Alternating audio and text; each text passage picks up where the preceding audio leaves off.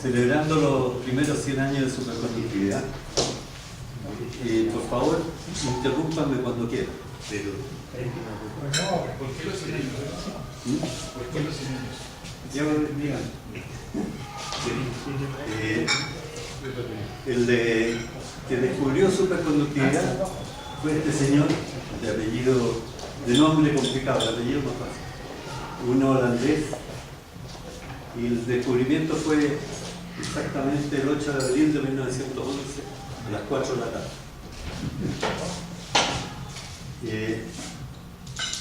Bueno, esto consiste en que hay corrientes eléctricas persistentes sin disipación de energía. No se disipa energía. Cero resistencia. Y está asociado con otras cosas que voy a tratar de explicar, el efecto Maxwell y un poco la termodinámica del asunto. La teoría se convirtió en uno de los desafíos más grandes de la física y pasaron por ella todos los genios del siglo pasado sin éxito, hasta que tres personas que voy a mostrar las fotos lograron entender esto. Así que se convirtió con algo así como la conquista del Everest, y la teoría finalmente que funcionó se llama PCS por las iniciales de los autores. Tiene asociado otro efecto que se llama el efecto Josephson, que voy a tratar de explicar, y después voy a contarles sobre profundidad aplicaciones y voy a sacar algunas moralejas. Entonces, una pregunta. Sí. ¿Por qué no defines superconductividad? Ya lo he Bueno, ahora sí. voy para allá. Ya llegué. No hay problema. Ya, perfecto. Hasta 1908, la temperatura accesible más baja eran 14 Kelvin. Temperatura absoluta 14 Kelvin, que es cuando se sublimaba el hidrógeno.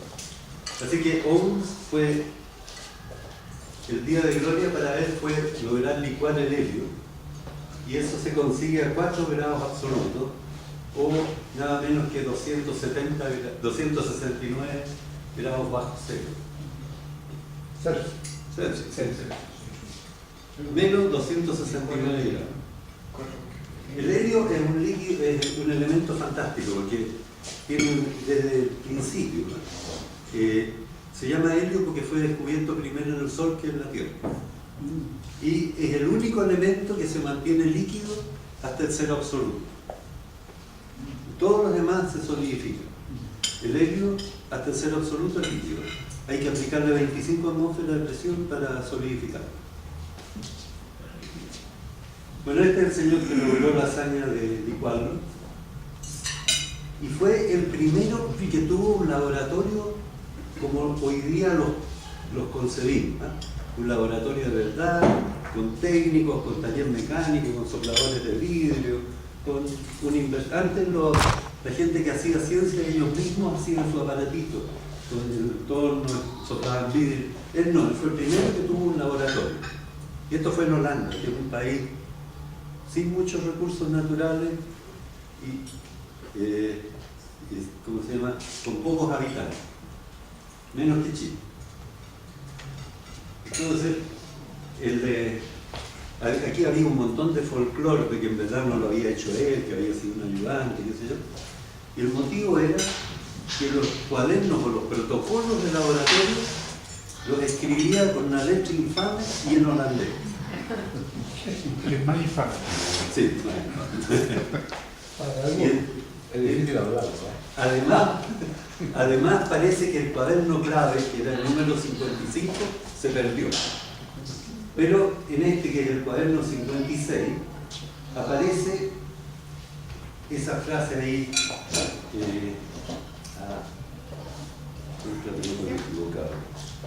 esa frase que dice que la resistividad se hacía prácticamente cero a 4, la resistividad del mercurio. Es decir, lo que él hizo fue, puso dentro de vidrio unos hilitos muy delgados de mercurio y les medía la resistividad. Y el motivo era que había una gran discusión, las opiniones estaban sumamente divididas sobre cómo era la resistividad cuando se iba al cero absoluto. Entonces había opiniones muy divergentes. Lord Kelvin decía que se iba a ir a infinito, que al bajar la temperatura los electrones se iban a congelar y ya no iban a conducir más. Era Lord Kelvin, ¿no? No era cualquier. Dewar, el que inventó el Dewar y hizo otras cosillas, decía que la resistividad se iba a ir a cero. Y había mucho antes que ellos dos, un señor Mathisen, que en 1864 dijo que iba a ir así, que era lineal en temperaturas altas y que iba a ir a una constante a temperatura nula. Y esa es la correcta. Es decir, Mathisen 40 años antes que los otros la pegó. Pero lo que quería Owens era explorar esto. Entonces, bueno, ya les dije, hablando de un país chico, sin ningún recurso natural, pero que decidió invertir en ciencias y que nos lleva una pequeña delantera al respecto. Entonces, el 8 de abril, este día de 1911, 3 años después que logró licuar el helio, midió la resistividad del mercurio. Es bastante compleja la medición hoy en día incluso, pero era muy ingenioso como lo hizo. Y cuando llegaba a 4,22 grados, se caía así directamente. Es decir, que iba algo así como de 2 milésimos a menos que 1 millonésimo. De un suave. ¡Paf! Bueno, esto evidentemente le causó preocupación. Al principio pensó que era una falla total de los instrumentos, empezaron a repetirlo varias veces, pero se convencieron que era así. Y ahí entonces él vio una tremenda oportunidad, que era la que pensaba que se podían producir campos magnéticos inmensos y mantenerlos pacientes, lo que no funciona. Es decir que la pregunta que se empezaron a hacer es que si efectivamente la resistividad era nula. Y en física no hay nada más difícil que demostrar que algo es cero.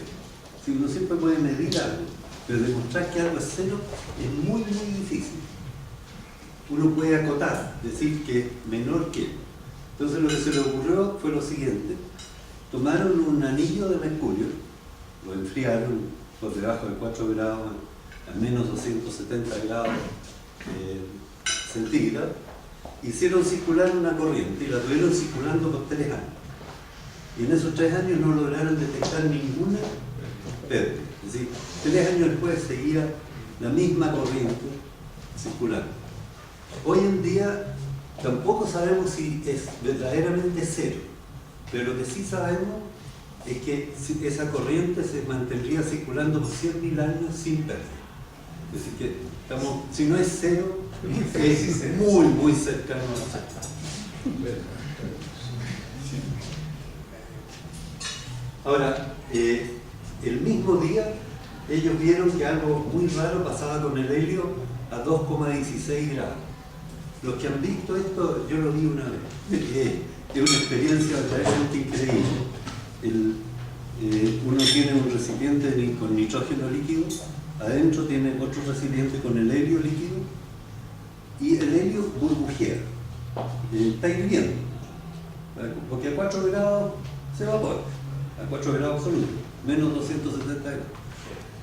Pero cuando llega uno a 2,16, la cuestión se queda quieta, así, absolutamente. Y esa es la transición superfluida. Ellos anotaron ahí que algo raro pasaba a esa temperatura el mismo día, sí. Descubrieron ese mismo día las 2 transiciones cuánticas más importantes del siglo pasado.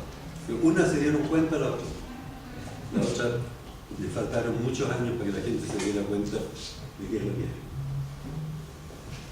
Ahora, las corrientes, ya decía, hay corrientes persistentes que, por lo que sabemos, por lo menos son persistentes por varios siglos. y estaba la posibilidad de campos magnéticos enormes, que es lo que atrajo a Camerún. Sin embargo, esto no se materializa porque el problema es que si la corriente excede un cierto valor, se destruye superconductividad. Es decir, que si hay un máximo de corriente, si uno pasa ese máximo, se vuelve normal con las consecuencias que pueden imaginarse, porque tiene una corriente de unos 100 o 1000 amperes circulando, de repente se vuelve normal y ahí revienta todo. O sea, el nivel de densidad.